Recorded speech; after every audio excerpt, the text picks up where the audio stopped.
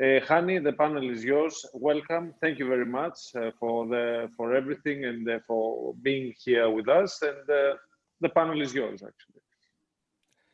Thank you, Andreas. And thank you, Tony, for the organization. I'm going to start sharing my screen. All right, perfect. So again, hello, everyone. Thank you, Tony, for organizing this. Big thanks for my friends from the panel, Gergely, Andreas, and Charbel. Some of you know me, some of you don't. My name is Hani Ounsi. I'm an endodontist. I come from Lebanon, and I work in Kuwait, although you see the island behind me. I also have Hungarian ancestry, which is why you see the little Hungarian flag in the bottom left part of the screen.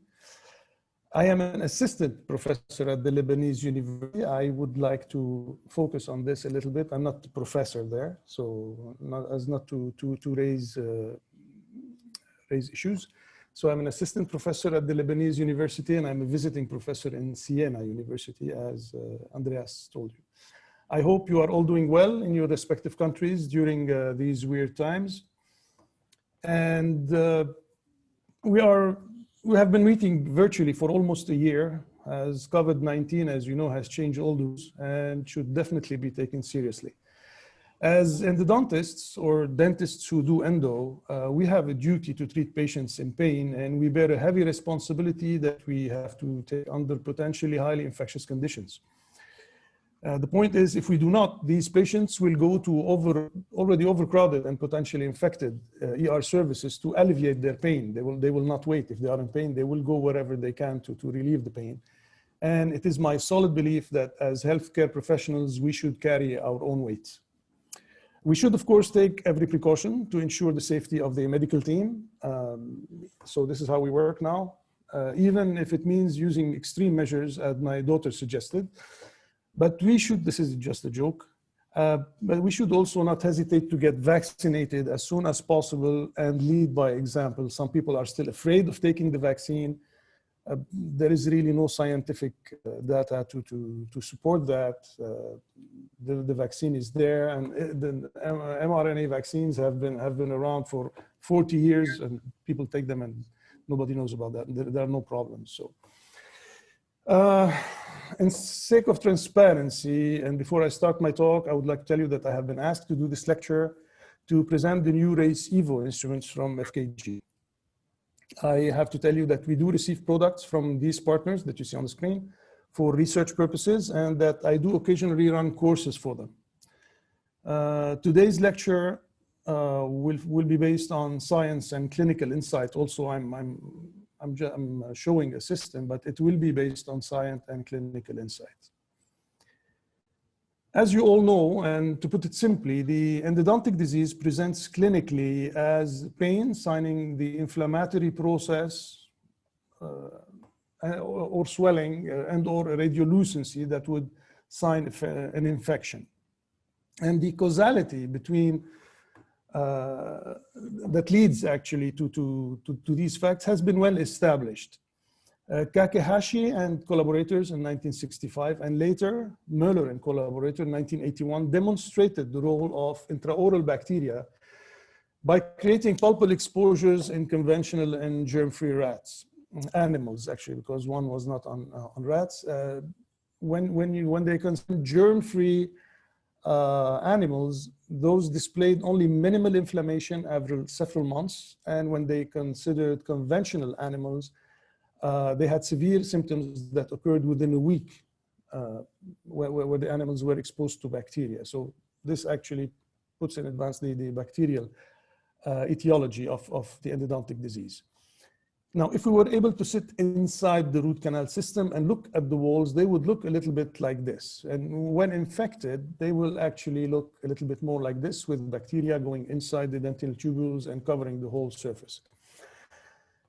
But it's actually not bacteria, it's bacterial biofilm, which is a completely different story. If you want to a colored image, this is by Ronald Zapata and Diogo Guerrero, will give maybe a better view of what I'm talking about. It's not a question of flushing some free debris outside the root canal. It is about eliminating that bacterial biofilm. And this is done we've done this traditionally through cleaning and shaping. Now, at the macro scale, we need to remove dentin to reach a continuously tapered shape that will allow for the cleaning and sealing of the root canal system. Now, we only have access to the main root canal. We do not have access to all the small intricacies of the root canal system. Sometimes you go by mistake or you look for one and you find it, but you can definitely not go into all the intricacies of the root canal system through the occlusal access cavity. And we need to do this cleaning and shaping. And when we do this cleaning and shaping and we fill or we seal the root canal system, we obtain those famous white lines. Now, this process of removing dentin from inside the root canal system is done either through manual instrumentation, engine-driven instrumentation, or a combination of both. Now, as we have 45 minutes, I cannot talk about everything in detail. I would like to focus on 3 aspects that, in my opinion, are primordial for a successful mechanical instrumentation and that are the source of a lot of iatrogenic mistakes. So I would like to talk about the access because it is the entrance way to the instruments and the irrigation, and it is also the exit for the irrigation and the debris. I would like to talk about fracture, because a fracture instruments will ruin your day and possibly force the decision for apical surgery. And if you do not have someone like Dr. Allam to get you out of it, you'll be stuck. And finally, cleaning. Since the ultimate aim of the root canal system, root canal treatment is to treat the patient and the symptoms of the patient and not just have those white lines on an X-ray. What's happening? Yes. Does it want to advance? Yes, no? All right. So let's start with the access. The start of every endodontic treatment is always the access. And that access is not only important because it allows to reach the root canals, it is important because it affects shaping and cleaning as well. The conventional access cavity that we all know that we studied in the university that was smartly renamed strategically extended access. This slide is a courtesy of my good friend Prasanna from the University of Hong Kong that I remodeled a little bit. Recommends removing the pulp chamber roof that will allow unrestricted access to the root canal system and to clean properly the pulp chamber.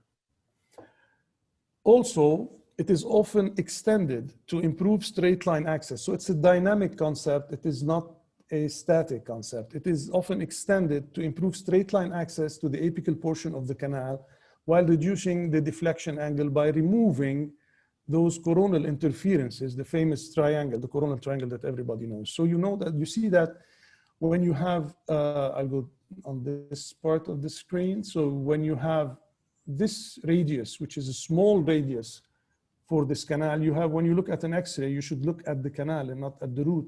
Sometimes the root looks straight, but the canal is really curved. So this is the radius of this root canal. And when you remove this triangle, you change the radius, you straighten the root canal and you improve, you increase the radius, you improve the access to the apical part. And you reduce, of course, the deflection angle on the instrument. Now, this is Endo 101, right? And this is what we call pre-shaping. It reduces the stress on the instruments. This is why it's important. It improves the irrigant delivery. So you have more irrigant in this part of the canal that will actually lead to cleaning this part also. It improves the shaping rheology. The rheology of something is the science of flow. It's how things flow. And I would show you a very, very small example. I could speak about flow inside the root canal for 2 hours, but I'll just show you a little bit small movie that actually explains well what I'm talking about. So it will improve the shaping rheology by putting in continuation the walls of the root canal with the walls of the access cavity. And by that, it also improves debris elimination. So this can be done either by using Gates Glidden or by using NITI instruments. Here you have an example. You have the pre-race, and now they have issued the pre-race Evo. So the pre-race is 3006, you have different sizes. And the pre-race Evo is, I'm not it's a 2508. It's a short instrument that's designed to work only in the coronal part and do the job of what we used to do with the Gates Glidden. But you can still use the Gates Glidden if you like. They're not expensive. They break safely when they break. Do not use the Gates Glidden one, just 234. And we're well trained to use them. And after this, the different type of access cavity, recently concerns have been made regarding the solidity of the endodontic treated teeth that triggered the appearance, mostly on social media, of truss and ninja access. This is the truss and this is the ninja access, the ultra conservative ninja access to treat the whole tooth. Now, these were made possible thanks to the advances in the quality of the materials used in the manufacture of the instruments. So the new Nitai alloys, we'll talk a bit about this. But let's see what are the requirements. When you have to choose between those three, which one would you choose for which tooth? Let's see what are the requirements for a good access cavity and if these different type of access cavities fulfill them. Now, let's say the first thing is, does it help you in ensuring that all caries have been removed? Does it offer sufficient straight line access to the root canal system? Does it help in pulp chamber debridement? Does it significantly improve the strength of the teeth? I think these are good questions to answer. Now, let's see the answers for those. With regards to the caries, the first question, conventional access will allow you to remove all caries. Truss access and ninja access will not allow to control caries progression under visibly sound superficial enamel. So you cannot go 90 degrees and eliminate from under what looks superficially as being sound. Straight line access, again, conventional and truss will allow straight line access, truss a little bit less than conventional, but ninja access, the idea of ninja access is actually not to have straight line access and just go through a small hole in the tooth. The cleaning of the pulp chamber. The studies have showed, Lina Katan et al. In 1918 showed that ninja access does not allow to clean the pulp chamber, while under truss access, it is possible to clean, but it is much more complicated than cleaning if you are doing a conventional access. And with regards to strength, I've put everything as a negative because truss and ninja access show, according to all these studies that you see on the bottom of the screen, Corsentino, Plotino, and Ozurek, all these studies show that there are no increase in strength, whether you choose either of the accesses. Now, there is one added line that I have added to this table, which is Facebook. Now, Facebook is where the conventional access is going to let you down. If you want to be good on Facebook, you can go to Truss, and if you want to be very well seen on Facebook, just go to Ninja access. So with regards to Facebook, definitely go for Ninja, but if you're doing anything, if you're not planning to go on Facebook, just go for the conventional if you're looking for the good of your patient. So the final conclusion is that the geometric properties of the root canal system are complicated enough for us not to add an extra layer of difficulty that bears no real clinical benefit for us or for the patient. Actually, there is a little bit of benefit for us, not clinical, but you go on Facebook.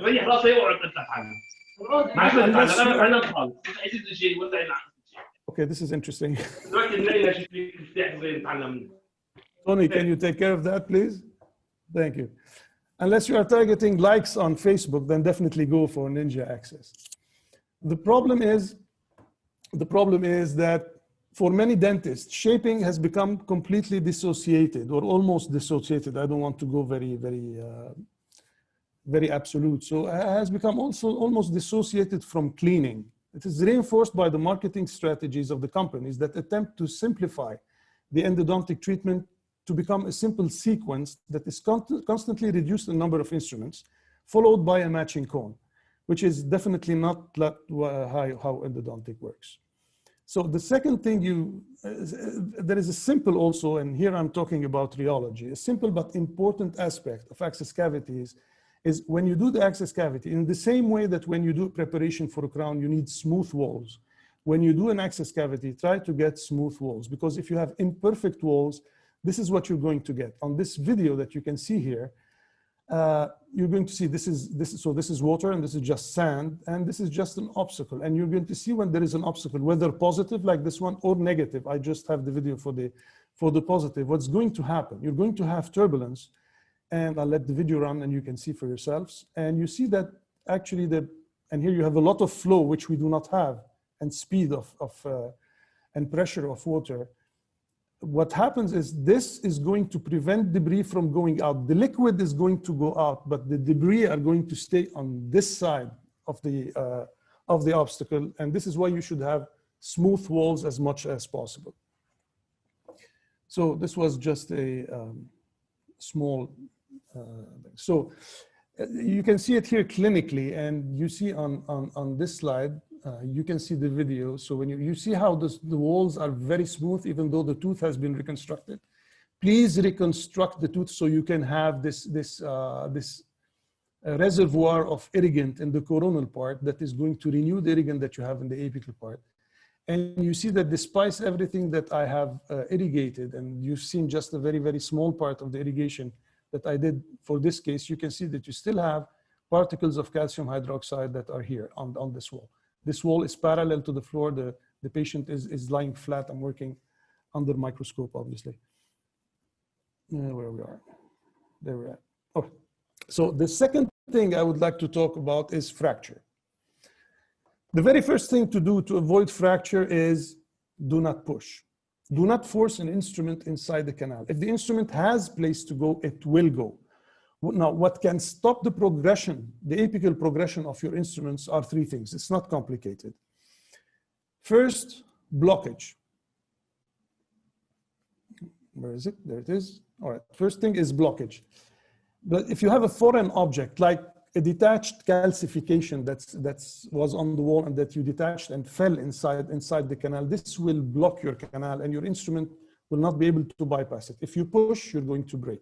It's not visible on the radiograph. I have seen plenty of them when you see them always when you work under the microscope, and you have to make sure that you remove them, especially when you have a calcified root canal, pulp chamber, I'm sorry.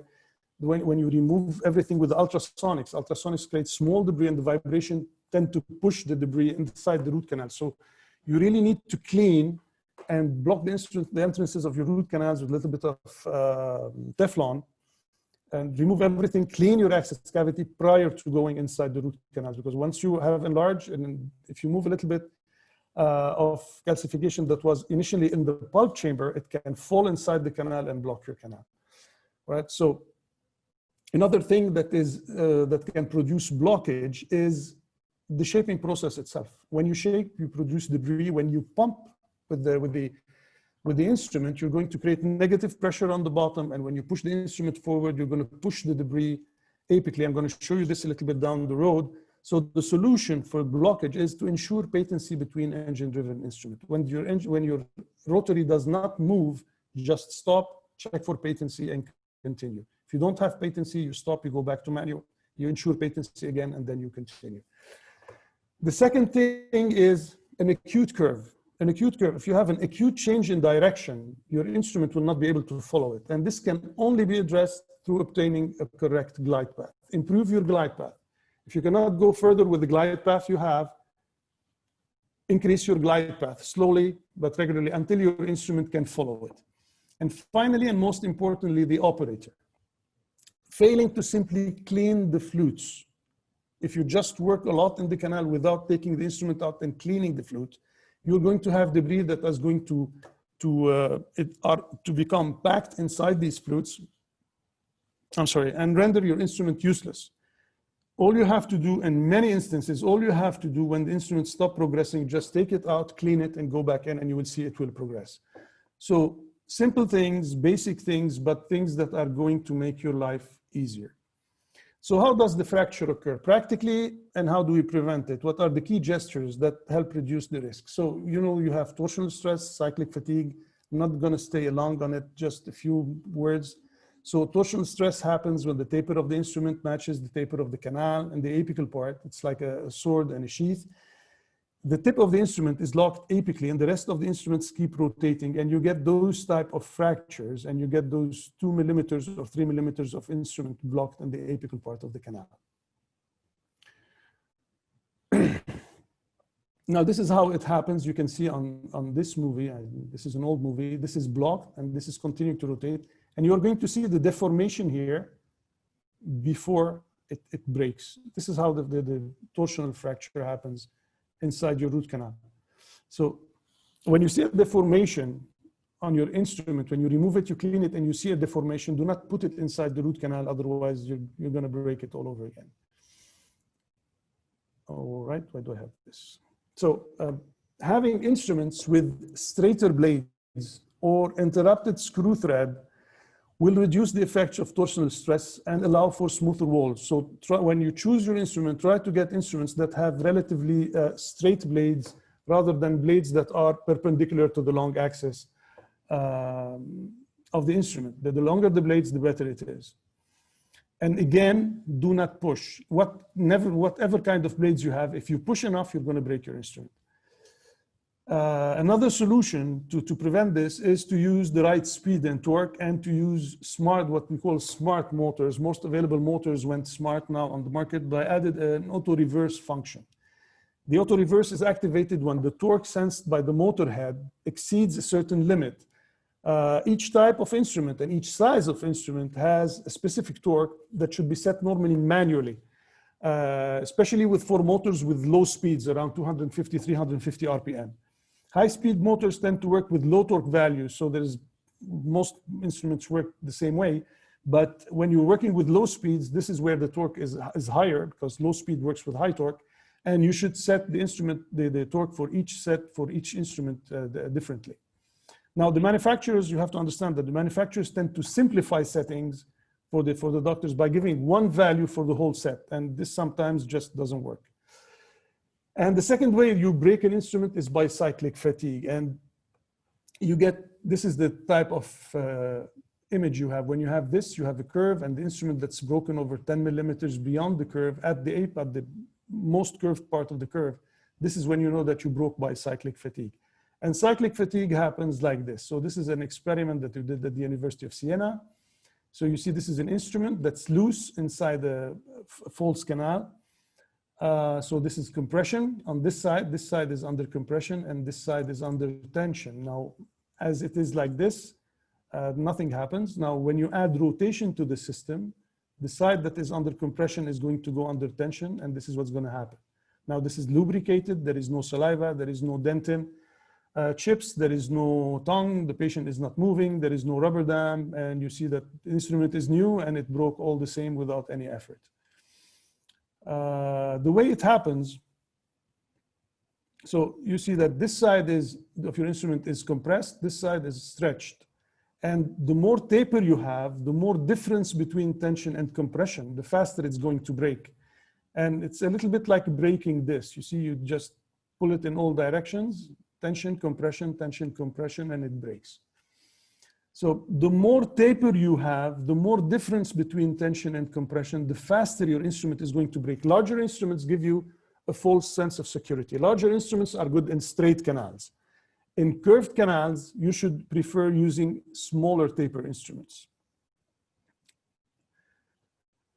So another thing to do, if you remember this slide, you're going to see that I sometimes go back.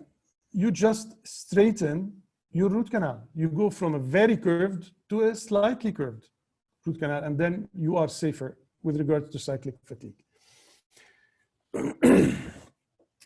So when you choose not to do this small preparation and want to really keep everything small, you are putting yourself in danger and the patient. So you're putting the patient in danger also. So you really need to sort your choices when you choose your strategy for attacking certain canals. Of course, you will be told that if you're using advanced alloys, the martensitic alloys or controlled memory alloys or whatever they call them, you can bypass this. It is true that these alloys are a little bit more resistant, but this is not really the way to go. They have been created to make our lives safer, not to just let us do stuff that we shouldn't be doing. So I'll just give you an example. So this is the race file on the top. So this is an austenitic file, a stock NiTi file. Both of them are stock NiTi files, and they have the similar design. So this is the new Race Evo we'll be talking about. So this one is martensitic. And the way to go from this one to this one is just to go through a thermal treatment. Now,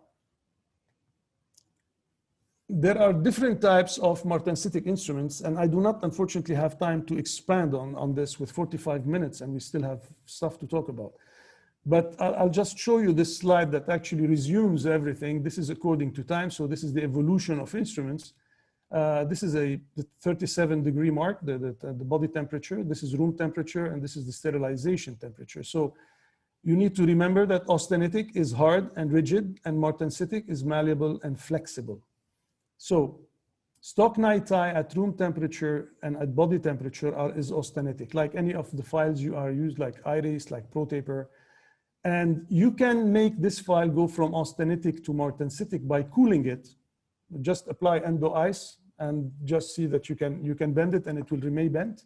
And when it heats, it goes back to its original shape.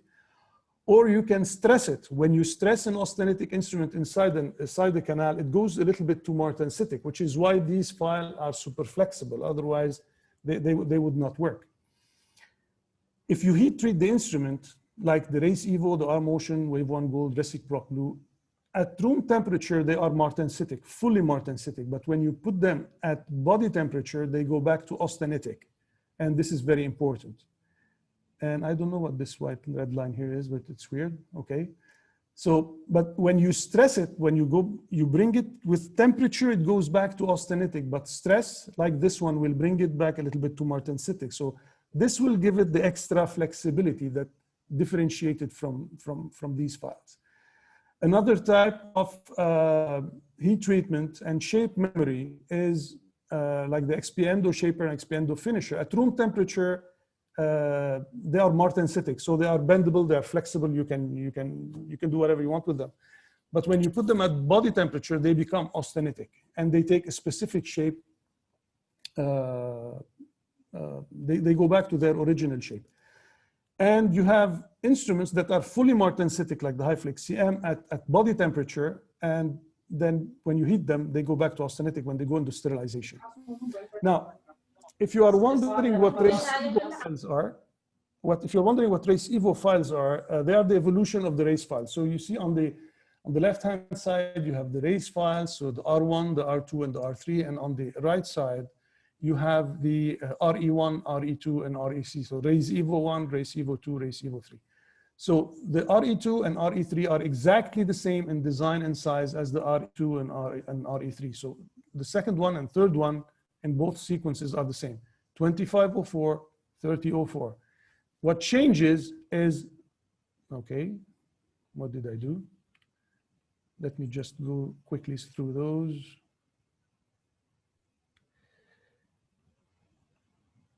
I'm sorry, pressed the wrong button. All right, so what changes is actually the first one, R1 and RE1. R1 is 1506, was 1506, and RE1 is 1504. Now you will tell me this is a small change. Now, but with the fact that the RE1 is martensitic and this small change, and that it's running actually at high speed, this one runs at 600 RPM, this one runs at 1000 RPM. So the fact that it's running at very high speed and very low torque, the fact that you have reduced slightly the taper, this one goes difficultly after a number 10. You have to put a 15, sometimes a number 20 to be able to place this one. This one will go easily inside the canal after a number 10. So this is quite a difference clinically in the behavior of the instrument. So one advantage of this system is that it also adapts to the filling technique, because it is a fact that the shaping procedure is a function of the root anatomy, of course, but also of the filling technique. You shape differently depending on how you are filling. So the Race Evo answers this concern. So if you're using cold hydraulic condensation, you'll use the Race Evo 4%, and which is this one. So you have the ones we spoke about. This is the RE1. the RE2 and the RE3, so 1504, 2504, and 3004. And if you're using the warm vertical compaction, you'll use the race evo 6%. And the race evo 6%, the first two instruments are the same of the race evo 4%, which is 1504 and 2504. What changes is the third instrument, the finishing instrument, which becomes 2506. And by using 2506, if you place it inside the canal, this on this table, you can see the position with regards to the foramen. And this is your instrument at the foramen. And if you go here by 06 increments, which is the taper of the instruments, these are the value of the diameter, the minimal diameter that you get inside the canal. And if you compare to the pluggers, you'll see that you can place the number 1 plugger at 5 millimeters, the number 2 at 7 millimeters, the number 3 at 10, the number 4 at 14. And you can even place the plugger that our good friend Philippe Sleiman designed, the called number 0, which is a night-type plugger. You can even make it reach 4 millimeters, which is a 04 millimeters. So why favor the use of heat-treated night-tie? In an austenitic state, night-tie has less elastic recoil than stainless steel. But with larger instruments, this recoil is noticeable. The malleability of the martensitic content of the instrument is going to reduce the deflection that is caused in these deflection points. And you will be able to better preserve the original anatomy of the canal. And this is just a quick example. This is a double S premolar, upper premolar. And this is the filling. And this here you can see the superposition of the two canals. And when you take the angulated, you can see that the instrument has actually respected the double S that you have. So you will have less recoil in these areas. And when you have this instrument touching this part and touching this part and touching this part, means that this part, and this part will not be touched by the instruments. And this has been shown forward, backward, and sideways with multiple studies showing that your instruments do not touch all aspects of the root canal. And it is not uncommon to leave 50%, so half of the surfaces of your root canal system untouched by your instruments.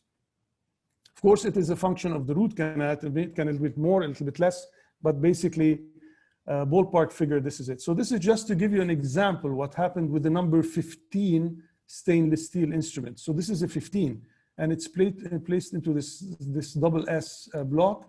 And you see that it's lying here, touching here, and lying here. And this part is completely not touched by instrument, not touched by the instrument, not touched by the instrument. Another issue that will affect instrument separation is that the resistance to cyclic and torsional fatigue is affected by the number of times we use the instruments. This is a study that we did with the University of Brescia and King Saud University and St. Joseph University at the time. I was there. So this poster was presented in Beirut 2005, and we looked at the surface state of the instruments before use and after use. And to make it short, I'm not going to go along. This is just to give you an idea. This is the control. This is the tip of a new SX instrument, the ones we used at the time for the study. All right. I have similar photos for the rest. I chose this one because the tip of the SX is not supposed to work inside the root canal. It should be free. It works by the belly. So this is a new one, and this is the same tip after 5 uses. And you can see the nucleation cracks. Although this part did not work inside the root canal. It rotated inside the root canal, but it did not touch walls. So you see that you already have nucleation crack. This is after 5 uses. And sometimes when I give courses, I hear people that they use the instrument 10, 12, 16 times, and so on and so forth. Now what you see here, this is a sodium hypochlorite crystal dehydrated by the SEM. So even if it's not touching, it does not mean that it's not subject to fatigue, and you should really understand your instruments and understand the physics that go behind them. Another thing that would affect the fracture is electropolishing. Electropolished instrument resists more to stresses than non-electropolished instruments.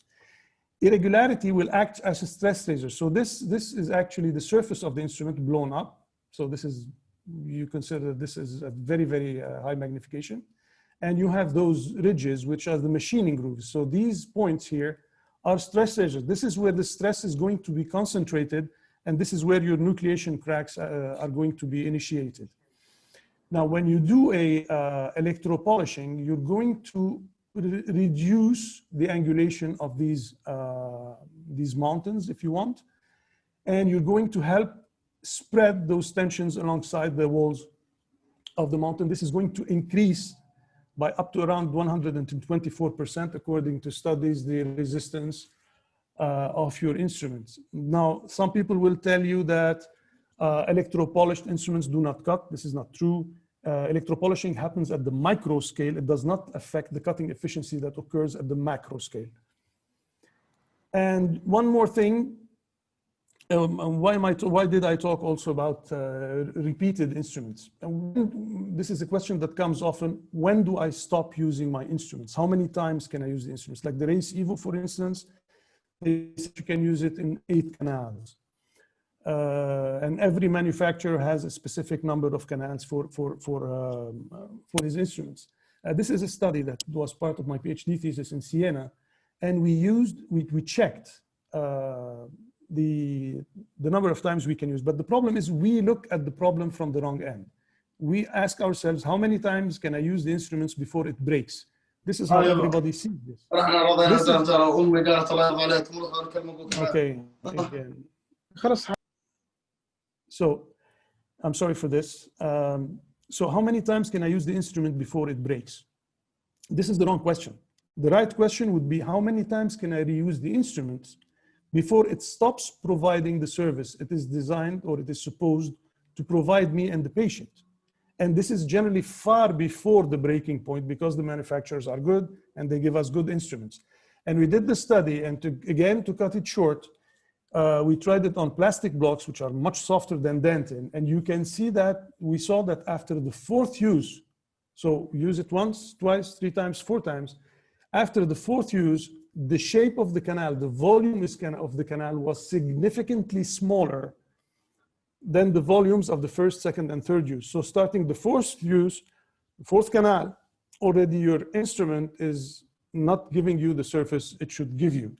So my advice from the clinical standpoint, because also these instruments are expensive, when you start a molar, always start with a new set. Break up a new set and start with it. You will finish your molar and keep the set. If you think that it can be kept, keep it for a simpler tooth later on, an incisor or a easy premolar. Use it for that. And I work a lot in geriatric dentistry now. I'm doing a lot of geriatric root canal treatments with hard dentin. And it is not uncommon for me to use 2 sets for the same tooth. Just because I think that my instrument is not cutting anymore and I need something new, otherwise I risk the fracture. So again, one more aspect you need to consider is when you reuse the instrument, you sterilize them, theoretically. Of course, I do hope that people do sterilize their instruments. And when you sterilize the instruments, you have polymetallism that comes into play, because the handle is not the same metal as the shaft. Sometimes the shaft is a different metal than the cutting part. And all this will create polymetallism. You're going to have pitting. You're going to have nucleation for fractures. You have to have corrosion, erosion, and all this is going to help your instrument break when you're working. So the more you sterilize, the more you are at risk. So basically, to discard or to break, that's the question. You really need to know your instruments, and when you think that your instrument has had enough, even if it looks okay, just remove it, don't use it, otherwise you risk to fracture it. And if you follow these guidelines that I have put up to here, do you think that you will get success? Well, if you follow those guidelines, you will get radiographs like these. All right, white lines that everybody loves. If the 3rd condition that we're going to talk about now is not fulfilled, you will not have success. You cannot have success. And the 3rd condition is cleaning, and this is very important. I cannot go through everything, but again, I will go through 3 points quickly. We're getting close to the end. I have to rush a little bit. So these points that I'm going to talk are affected by choices made by the clinician. They're not choices, they're not something that happens according to the material. This is choices that we take clinically every day. And the first choice is time. Time is very important. When we used to do manual instrumentation, we used to have, if we did step down, it was 16 instruments and it took 30 to 45 minutes to complete while irrigating and patency and irrigating and patency between instruments. If you're doing crown down, it was 23 instruments, but again, about 30 to 45 minutes. Now, I have a question. How much time do you need to shape? I'm not saying to do the root canal treatment. I'm being specific, to shape with an engine-driven instruments. If you're really starting with it, it would take you about maybe 5 to 10 minutes, and you're done. You're ready to sit in, get a perch cone, and do the filling. And unfortunately, throughout Facebook, which I call false book, you have statements like this one. I just put this to preserve the identity of the person. And you have statements like this one, 30 molars, molar retreatment, 10 minutes root canal treatment from A to Z with the restoration. And the validity of these are given by the number of likes. The more likes you have, the more scientifically proven this is. So please, please, when you go on Facebook, you see stuff, okay, just put like if you like it, or if you want to be nice to the person. But you don't know what happened behind the x-rays. You don't know how long he stayed. Sometimes they're telling you 10 minutes, actually they stayed half an hour. So just don't go doing what you see on Facebook. And this is another point that's very important with regards to cleaning. The second point that I wanted to make is that despite making root canal treatment easy, nickel titaniums have major drawbacks, all right? You are using instruments that are larger than the canal itself, and this has consequences. If you take a look at this study by the group of Marcus Hapasalo, you see that this is the original root canal in red, and this is the preparation in green, short 1 millimeter, and this is the filling in brown, and in blue here, you have the debris area. You see that when you shaped, your instrument was not able to go in these areas. Since you shaped short, now you have blockage in this area, you have dentinal debris. If it's necrotic, you have bacteria, and also in this area. So you need to clean those. And this is the conclusion of the study, which is extremely interesting. Unfortunately, not quoted enough in my opinion. A large quantities of dentinal debris is produced and compacted, and this is the key word. When you work under a microscope, you see that removing compacted debris from the recesses, the isthmuses, or the canals, isthmuses is a hard part.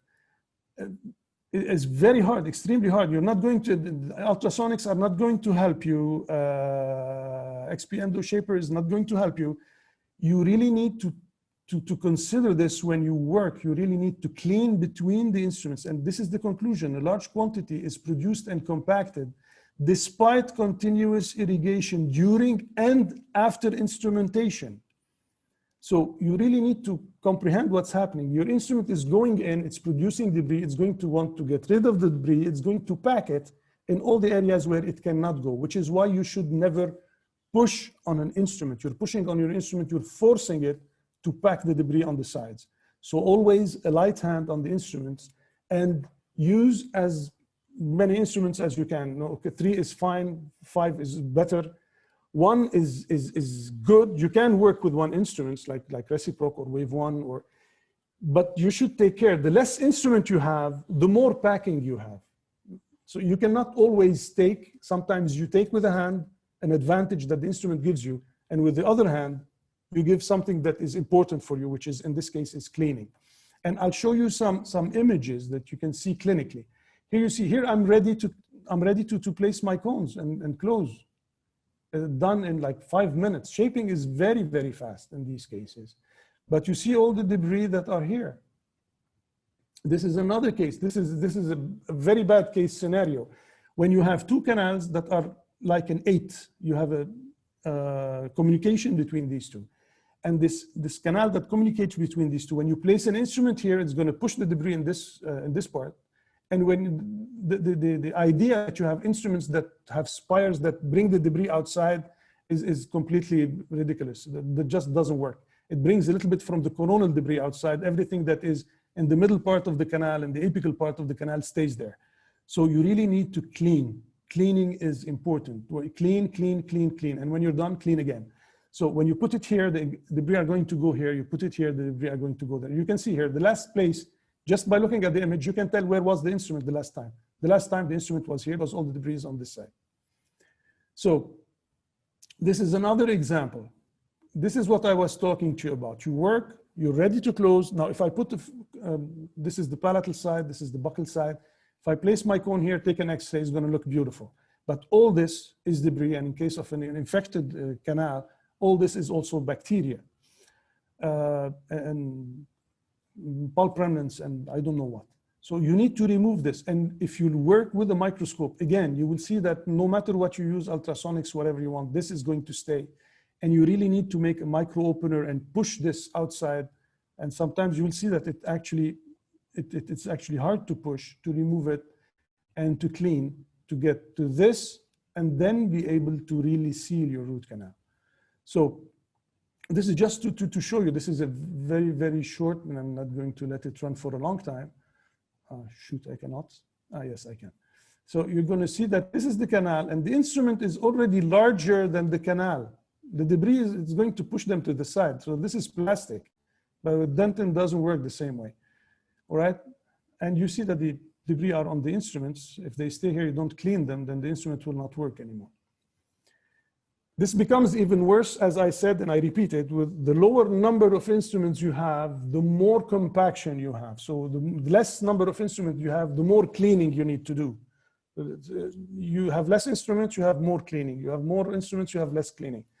And this is how it works. Unfortunately, this is the deal. So these are the recommended, to go back to a little bit of the race Evo. So these are the 5%, so it finishes with 30.04, and this is the 6%, finishes with 25.06.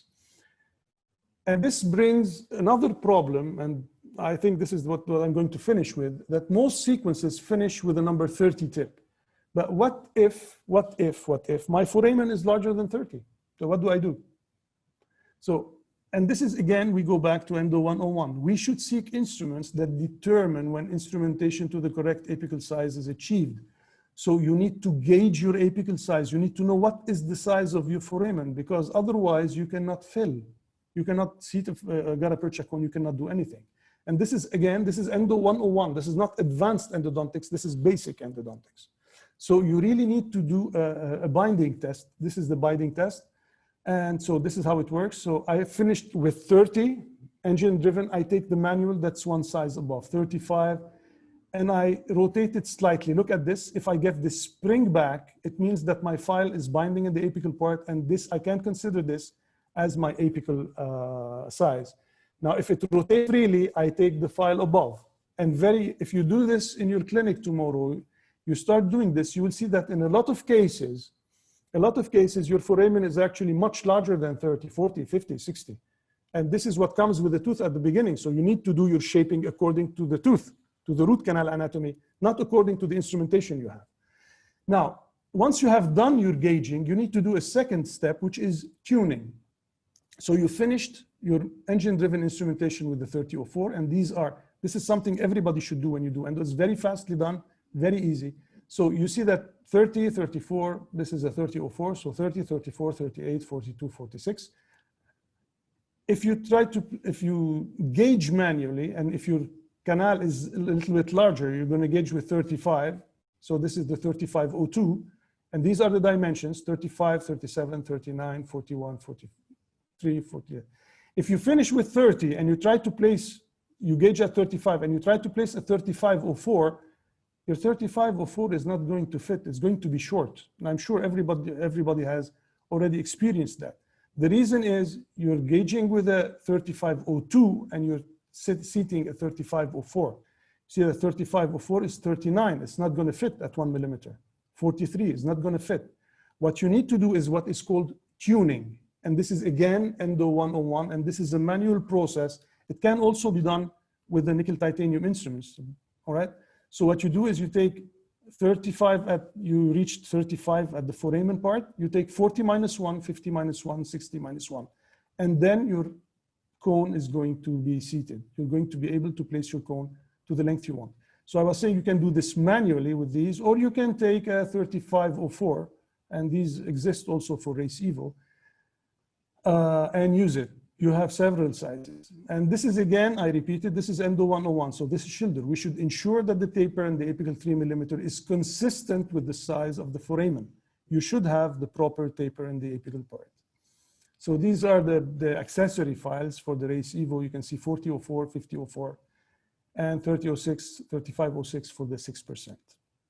Now, just to finish, and very quickly, I'm done. So this is what actually a Race Evo 4% taper clinically sequence would look like. So scouting according to the manufacturer, scouting, glide path with the RE1, shaping with the RE2, and finishing with the RE3. And you can do your tuning with the extra files. You can add, if you like, the pre-flaring if you need to do it. And at the end, you can activate with the XP Endo finisher or the ultrasonics, whatever you use. You can use this anyway with any instrument. You're not forced to use it with the shaper or with the Race Evo. So this is the 6%. So same thing, except that instead of 3004, you're going to get 2506. All the rest is same. Again, tuning with the 06 tapers, 30 and 3506. Now, clinically, I don't do that. This is my clinical sequence. So what I have in front of me when I work is this. Since the 4% and the 6% sequences, the first and second instruments are the same, I keep them. I just take the two last instruments from the 04 and 06. So I have 1504, 2504. This is common for both sequences. And I get 3004 if I choose to have an 04 taper for my preparation. I'm going to do a hydraulic condensation called hydraulic bioceramic, basically. Or, I'm sorry, 2506 if I think I need vertical compaction or continuous wave of condensation. So my tuning is manual. I'm old school, but you can use the NITA, it's easier. And I activate at the end ultrasonics and the XP Endo finisher for a reason that I don't have time to close. So I'll just finish with the 2 or 3 cases, clinical cases. So this is a simple case, just a plain mandibular premolar, number 5. And you can see that, so this is a simple shaping with the Race Evo 04. These cases were all done with Race Evo, so I'm not going to say it all the time. But you see that to disclose the lateral anatomy. So imagine the shaping for this will going to take like 2-3 minutes and you're done with the shaping. You can place your gallop check on. But to disclose this, you really need to clean. You really need not to push on your instruments when you're doing the shaping. And this is very important, as I have said. So you don't pack. If you push on your instrument, you're going to pack debris here and you're going to block this. You're going to pack debris here. You're going to block this and you're never going to clean these. So you really need to clean a lot. This was closed with cold vertical compaction, by the way. This is not vertical, cold lateral condensation. This is not vertical compaction, right? And this is the apical part. This is another case. This is the interesting part where you do one part with the 6% and one part with the 4%, depending on the anatomy. So the shaping is a function of the anatomy. If you only have 4%, you will treat everything with 4%, and you're going to be adapting your patient to your instrumentation. You really need to be flexible with your instrumentation. And this is one of the advantages that these sequences give you. So this is, I think, the before last case. This is again 6% in this part, 4% in this part. This is an interesting first premolar. So 4% in the MB1, MB2, and the distal buccal, and you can see the anatomy here. It's not 6%. This is vertical compaction. You cannot do anything else. So this is vertical compaction in this part, and this is the fiber reinforced restoration on top. And you can see here. So I use the 6%, but I'm not sure that the 6% is what did the job here. You can actually use whatever you want, and you will still need to really, really clean and really, really activate your irrigant inside the root canal. And this is the last case. So this is a lower premolar, and this is the filling, done with 6% this time. And you can see the disclosing the anatomy in this part. Just to give you an idea about this, do you remember this? All right. There is no way I could have cleaned this part if I have shaped just directly and pushing inside the root canal, pushing debris laterally. This is why I'm saying you need to shape lightly with your instrument, be very light, do not push, follow the instruments and don't let it go inside. Just follow it over 1 or 2 millimeters and close. And this is how you will be able to clean this.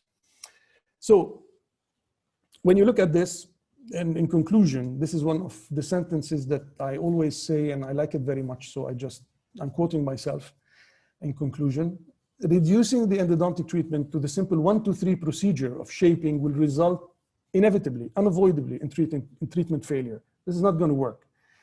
The cleaning of shaping is paramount, especially with the reduced treatment times that we now have with the nickel titanium. The only viable approach that we have in endodontics for success and to have successful endodontics, have successful practice, is and will always be to adapt the instrumentation to the anatomy and not the other way around. This is why understanding the advantages, but most importantly, the limitations of our instrumentation is a must.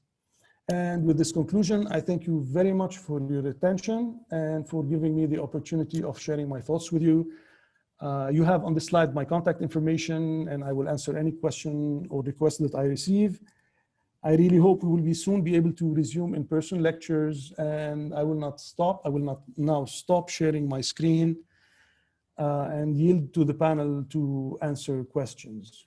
So thank you very much once more. Great, amazing. Thank you very much. It was a really, really nice presentation, very orienting, and I think that it was full of very useful information about the actual basis of endodontics that most of the times we just forget, and we just need to go the 1 to 3 way, which most of the times actually creates the problems that you mentioned. I really agree with you in the fact that the more you shape and the more you push the files in the canal, the more you create debris, and this is something that we don't pay much attention, but it's actually the most fundamental thing during chemomechanical preparation. I think you agree with me to this. So it is really fundamental to understand that when we cut, we create debris. So if we pack our debris in the canal, then there's no deal. There's no we cannot win this war. So I think that this is one of the most important things. I have a question for you before I go to the rest of and ask whether they have something to mention. What do you think about? You mentioned the Race Evo sequence, and what do you think is the most important feature that makes it a bit better comparing to normal race or other nickel titanium instruments? Thank you for your kind words. And listen, Andreas, this is an interesting question because everybody tried to compare everything, files to each other. The problem is whenever we have to keep in mind that whenever we take something, whenever we take an advantage, and we know this advantage that we're taking, what we need to try to do is to try to look what the other hand is doing. So when taking something, we're taking the martensitic ability of Race Evo that makes it superior to Race because it's a martensitic file. So it's more flexible, it's more resistant to cyclic fatigue, etc., etc. But what are we giving with the other hand? We're giving with the other hand the fact you can hardly do, let's say, for instance, retreatments. That's true. With the martensitic file. It's very hard. because the martensitic by definition is soft. It's more complicated. So, yes, it's more complicated. It's more complicated. It's more delicate. You need much more touch. You need, so it's not easy. So it does help you in a lot of cases, and I use it routinely now because it simplifies my work, especially when you consider that you're working with geriatric dentistry. But on the other hand, if I have retreatment cases, I know that this is where I put the race evo aside and I bring the race files or the XP Endo shaper, which is completely different. A different thing. This is absolutely true. I agree with you. The thing that I have noticed more and I like in martensitic files is mostly the respect of the anatomy more. So you can go and shape better the apical part in a proper shape. So go and prepare in a 4004 or in a 3506.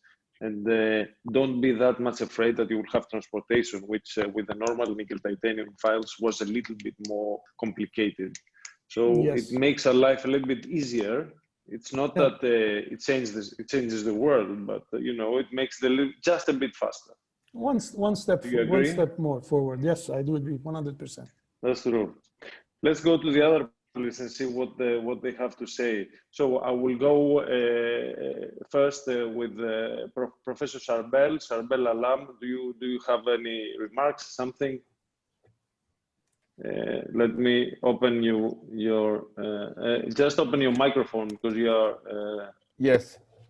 Muted. First Okay. of all, some of the audience asked a question for me to ask it to Professor Hani. Concerning the Pro taper, how many times we can use the file? Right. So how many times we can use the file or how many times should we use the file? That is completely different. How many times we can use the file? We can use it until it breaks, which is the answer that I sometimes have when I give courses. And since it never breaks inside the drawer, it always breaks inside the patient's mouth. Okay, I'm a bit concerned about it. Gives you a problem. You are the solution for these things. But the study that I have showed that we did at the University of Siena was done on Pro taper, or at Pro taper universal. And we have shown that when you use these instruments after the fourth use, all right, you're already not getting the same shape as the first time. So if you're doing 4 canals, the first canal, the second canal, the third canal are about the same size. They're slightly smaller, but there is no significant difference. But between number 1 and number 4, you start having a significant difference. So in my book, there are 2 things. This is me. This is logic according to science and the logic that I'm using in my office. So you can copy it or just throw it away. It's a choice.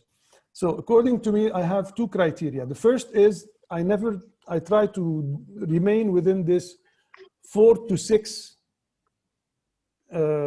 times canals. So the 4 canals generally are a new set, and I read this set to do 2 canals that are easy, that will not ask a lot of the instrument, right? Wide premolar or something. The second thing is, if I am working on a tooth that is hard or something that is going to take a lot, demand a lot from the instrument, that as I have already told you during the presentation, I might even take a second set. So for the same tooth, for the same 4 canals in the molar, if I'm working on a person with very narrow canals, very, very calcified, very hard dentin, very calcified dentin, sclerotic dentin, I might need to use more than 1 set. The idea is not 1 set, 1 patient. It doesn't work this way. The idea is we are treating a patient, we are shaping a tooth to treat the patient. If it requires 10 sets, I will use 10 sets. Of course, financially, this doesn't happen every day. It's very hard, it's rare, but happens to use 2 sets for a patient for the same tooth. But when you need to do it, it's this or you break the instrument. So again, the same choice, change it or break it. So the answer to the question, change it definitely. 4 times. When I start a molar, I always use a new set, and I keep this set for easier teeth, 2 or 3 canals maximum. Okay, second question. You don't think that most of our colleagues, and when they start with rotary files, the idea was given to go fast, to finish our conventional treatment so fast. In 1 hour, we can finish a molar, but you don't think that it's much better to give time for the irrigation to eliminate the pulp tissue, especially inside the isthmus, inside the complicated system, inside the canal. You don't think that it's better to give time for the irrigation and to take our time to clean and not to go fast, even if we are using rotary file? Definitely, 100%. This is actually what I was saying. This is specifically what I was saying. Take your time. The irrigation needs time. Take time to shape. That's very simple. Thank you, Because Professor Hani. The problem is, once you have finished shaping, it's always the same thing. Your hand starts scratching you. It starts itching. And you want to place the cone. And once you place the cone, you want to fill. You're done. You're finished.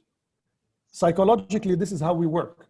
So the faster you finish shaping, the faster you're going to want to fill. The people that tell me I shape in 2 minutes and then I spend 30 minutes irrigating, okay, I'm not sure this is what happens. Now, I remember, for people who are my age, when I went to France once, I went to the office of Pierre Machtou, and I met with Anna Cohen there, and she went out. She took a cigarette, just we talked a little bit, and she told me that her patient was inside and the assistant was still irrigating. So you see that she just went out to see me. She doesn't do this normally. All right. So, but this is how it works. So they irrigate a lot. When we used to do the Schilder technique, we used to irrigate a lot. Now everything is focused on shaping, placing the cone that corresponds, and filling. And this is not endo. You can do this on a plastic block. You cannot do in a patient's mouth. You should not do. You can do it, but you should not do it. Thank you, Professor Hani, for this remarkable presentation. We hope My pleasure. to meet you. We miss you. Yeah.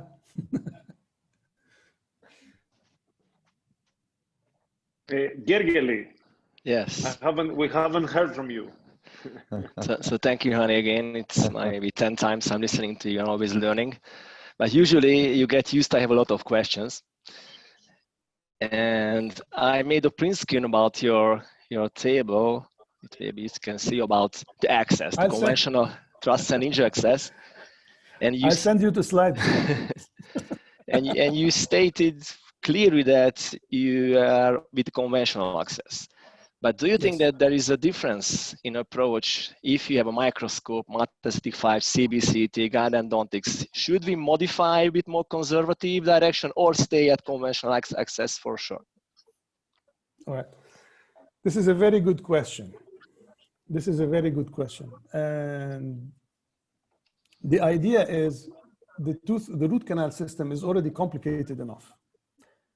If you think that you can, if the configuration of your root canals, they are divergent, their entrances is close together, and you have a small pulp chamber, and you think that you want to do a small access, then by all means, I have no problem with that. But when you have practically parallel root canals, and with the entrances are far in the mesiodistal axis, and you just go with a small axis and you rely on the properties of the instrument to just bypass this difficulty, you are leaving a lot of undercuts, which normally we should not do. If you are working with the microscope, you will see, but you will see better if you open a little bit wider. I have a lot of cases where I started with a small access and then slowly expanded. And each time I find undercuts. And the problem with the undercuts is the first part that gets calcified are the periphery parts.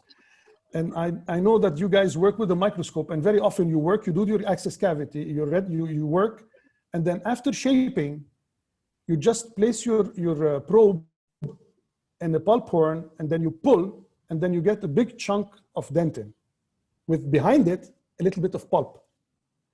And this happens a lot when we work on. This is why I like to have a good view. It's like a surgeon. He's not going to make just a small cut and look through unless you can go in with things that actually can move and you can see. So it's not comparable to endoscopy, all right? Because we can't see. If you can see, by all means, do whatever you want. But if you cannot see, the basics of the microscope is that you can see with a straight line. You cannot bend the light, right? So you can, if you know what you're doing. This is not to be done by anyone, and definitely not by people who are beginning in endo, because this is how you are going to have issues. I have showed you that there is no, besides the fact that you're doing it for your own pleasure, there is no benefit for the patient, all right? I hope I answered your question. Yes, it's great. And apart from that, I'm sorry, can I just say a thing? In any case, how many, I don't know, everybody here is a clinician and everybody does endo a lot. How many cases do you have that you have to go and do a root canal treatment in an intact tooth where dentin, actually, you need more dentin? Most of the times you have a really restored tooth, a great restored tooth, that you're going to be restoring a little bit more through an indirect restoration. So it is a little bit, risky to go and make root canal treatment more difficult. And sometimes you just have the difficulties that Hani, I agree with Hani, in the difficulties that you have cleaning and everything, and the breeding everything in the pulp chambers, and afterwards during the root canal treatment, you have a little bit more. We lost Andreas. But Andreas, we didn't hear the end of your. You have the restoring. Can you hear me? Can you hear me now? Yes, we can hear you now. So, yes. No, the thing is that in the end, you're going to have somebody who is restoring the tooth and everything. So, we are trying to make with a ninja access, for example, we are making our work more difficult without any benefit, without having any more to say.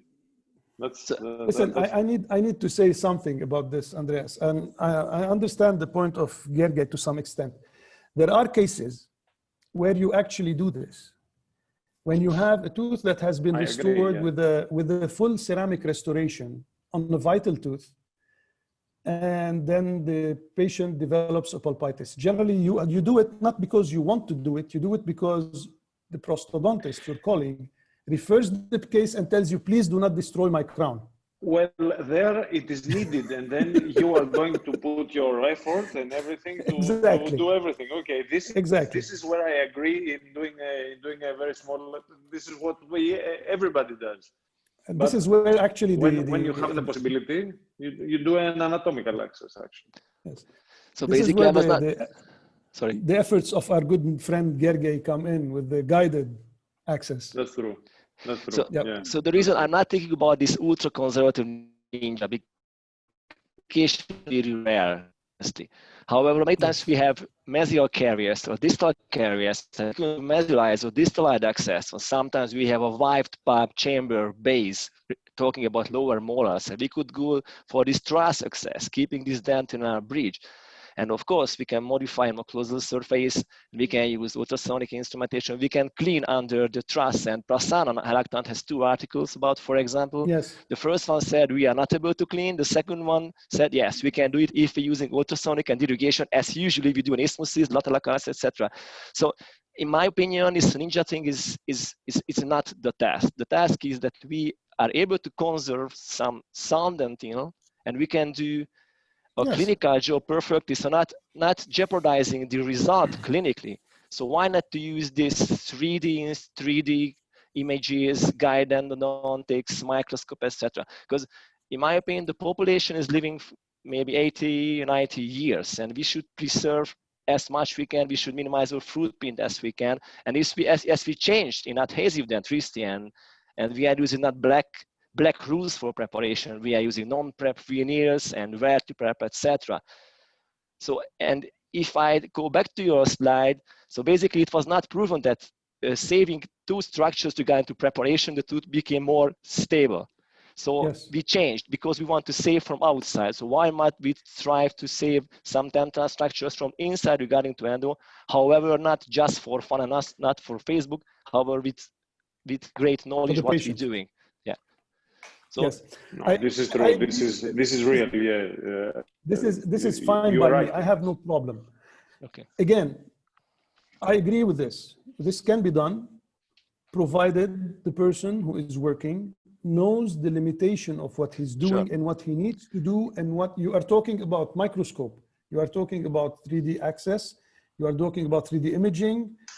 You're talking about basically guided access. And this is beautiful. This is going to come. This is down the road. Yeah. But and a greatly experienced operator. So somebody who does it every day. That's important. Yeah, but Andreas, again, what I said before still stands. You're taking with one hand the remainder of dentin. What are you giving with the other? All right. So you need to know, not because you cannot do it, because there are limitations, and because if you do this, then there are additional stuff that you need to do, which you talked about, Gergely, which is cleaning, which is ultrasonic agitation for a longer time, because the pulp chamber, the chunks of pulp in the pulp chamber are much larger and require much more time to be dissolved than the small pieces of pulp that are practically destroyed in the root canal system. So again, it's all about knowing what you are doing and doing what needs to be done according to what you are doing, according to the protocol that you chose. So that's why everything is possible. So that's why I agree with you with your last slides about Facebook, because so nowadays Facebook became slow. Now it's TikTok dentistry and etc. So there are only just small inputs about ninja access, and everyone try to mimic it. So we are missing the basics, the diagnosis, why we did the step-by-step procedure, and that's why it's really, really dangerous just showing one pre-op and one post-op and one small access for likes. So this is my problem nowadays. It's really bad. But on the other hand, I know what you do. but on the other hand, no one is spend your time repairing. And if you are doing a long post, no one is reading that. No one is reading that. After spending more than 1 minute with one post, they are leaving. If they are leaving in a fast way, and honestly, I don't know how to communicate in this time of fast reading and fast. I think there was a question. I think from there was a raised hand from Dr. Eduard, I think. Yes, I cannot see any question though. Yes. So, yes. Hi, Eduard. Hi, Eduard. Hi. First, I would like to thank Dr. Tony for hosting Assistant Professor Hani Ounsi, member of our department and member of our Lebanese Society of Endodontology. Hani, I would like just to ask about the dynamic action. We talked about the alloy, the heat treatment, and we talked about the design and the flutes. And what do you think about the dynamic action? We have the rotation and the reciprocation. And if we want to compare regarding the glide path, because, you know, as Ghassan Yared, he speaks about treating without any glide path due to the reciprocation movement. And what do you think? And you know that we apply the movement on our instrumentation for our students. So this is my question about the dynamic action specifically. All right, so with regards to the dynamic action and glide path, the dynamic action you're going to get is going to be, unfortunately, whether we like it or not, is always a function of the shape of the root canal. the response you're going to feel with your fingers is a function of the shape of the root canal as correlated with the shape of the instrument. Now, reciprocation, since the instrument is doing 3 parts of reciprocation to complete one turn, if you're using a reciprocating instrument as compared to a fully rotating instruments, the reciprocating instruments will take longer to break if you're talking about cyclic fatigue. So it will be more resistance if we're talking about the same geometric characteristics. If the geometric characteristics are different, then you cannot compare them. If you're talking about the same geometric characteristics, like if, let's say, for instance, just for theory, I'm using the race Evo and I'm using it in rotation, I'm using it in reciprocation. If I use it in reciprocation, it will take theoretically 3 times more, a little bit more than that to break. And we did run these. I have movies that can show, but not for the race Evo. We did this on the F2 for the Pro Taper. The problem is, generally when you use reciprocation, you cannot use the reciprocating instrument with the same manual work, because in order to reciprocate, it has to be in contact constant. You cannot brush with the reciprocating instrument. You have to push it and let it rotate and actually screw itself, and you bring it out, and then you do again, you clean, you bring it out, and so on and so forth. With a rotating instrument, while it is rotating, you can apply pressure on one wall. The pressure is lateral, it is not apical, and actually disengage the file and reduce the tensions on the file. This can be done very easily. I have, to be very specific, I have used reciprocation very little. I am not comfortable with the concept of using one instrument to do the whole treatment because of the packing properties that this does. You get a lot of packing when you use one instrument, even if you're reciprocating. So because my work is to clean the root canal, I shape to clean. So if what I do in shaping hinders my cleaning, I will not do it. This is why I do not use reciprocation. But this is a personal matter. I hope I answered your question, Edgar. Thank you very much. Thank you. You're welcome. So regarding to the, sorry. Yeah, sorry. There is a question from an audience. Does the XP Endo finisher help remove debris from the canal? It's one of the audience. Yes. The answer is yes. The simple answer is yes. There is no complicated answer. Yes, it does. It is a finishing, as it says. It is a finisher, and you can use it after the nice part. You can use it after a reciproc. You can use it after a wave 1. You can use it after profile, iRace, shaper, race Evo, whatever you want. It's a finishing file. Okay. Normally, it is designed according to the manufacturer, you run it for 1 minute inside the root canal. And when they say 1 minute, it's 30 and 30 actually. It's 1 minute. It's not 1 dentist minute. It's 1 minute, 60 seconds. So, but what I prefer to do, but again, this is personal, I do it in 3 times 20 seconds. First, because 20 seconds is shorter than 1 minute, and I'd have to wait less. And second, because I get to irrigate. Remember that the end result is irrigating, removing stuff from the canal. The more I irrigate, the better I feel. So I use it 3 times 20 seconds with irrigation. Okay. I hope I answered the question. No more question. And Hani, do you suggest to use race Evo with, for example, adaptive torque control mode or something like that? Meaning the race Evo works with very little torque. So there is very little adaptivity you have. You work with adaptive torque if you're using instruments that work at low speed that are going to require high torque. And then in some instances, you will need to stop because the torque is too high. And then the motor has to adapt the torque and adapt. So, but the motor that it is designed to run at 1000 RPM at 1.5 Newton. My question would be, it starts to rotate, and if the torque goes higher, it starts to reciprocate. and then rotate again if the torque is lower. So Yes. this combined Yes. motion, do you suggest it? And if yes, what kind of angles do you suggest it? All right. So Reciprocation moment. what I have no angles of reciprocation to give. What I'm a clinician. Okay, I do science, but I'm a clinician, and I'm not really into motor science. But what I did is when I was using different systems with low torque, what I used to do is I used to enter the torque value. I have the Morita Root ZX, the 2, the motor, hand-free. And with this motor, you have something that is called Optimark Torque Reverse, OTR.